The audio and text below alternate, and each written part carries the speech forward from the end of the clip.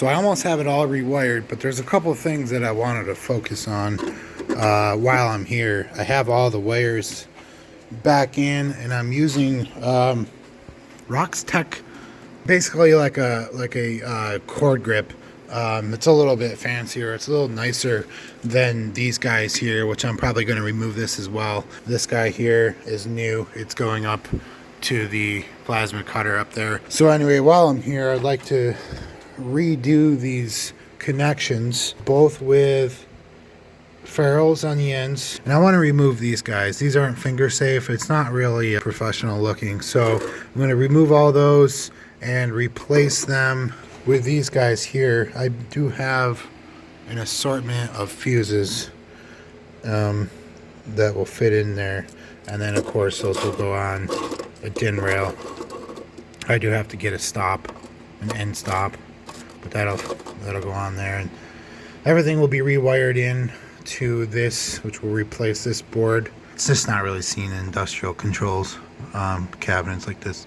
And also the other thing, the other problem is that the previous gentleman had all of the black common wires that were wire nutted onto the single one.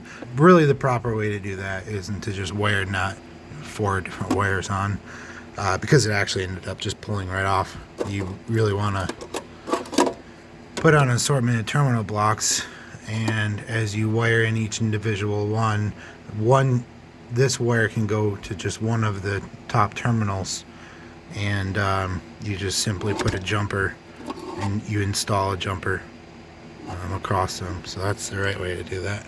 And now of course I have all these reinstalled with ferrules on them, so it helps to just kind of reduce the chance that you might have some strands that are sticking out. It kind of just bunches them together, and then it gives it a real good crimp. Obviously with the wire inside,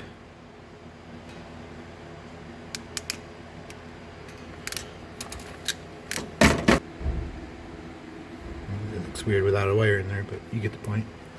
And also these guys too, I'm going to do the same thing. They should really be terminal blocks. I mean, they really weren't expensive. This isn't my panel. I didn't create this panel, but the previous owner did do an okay job. I think he really did his best to kind of maintain good electrical hygiene by having the power stuff down here and separated. So you got the power supply, you have the main contactor, another smaller power supply, the 120 volt jumpers, and then you kind of have this upper part which is somewhat separated. You've got the controller and the breakout board here, and then the motor drives, stepper motors for those guys, and then a fan.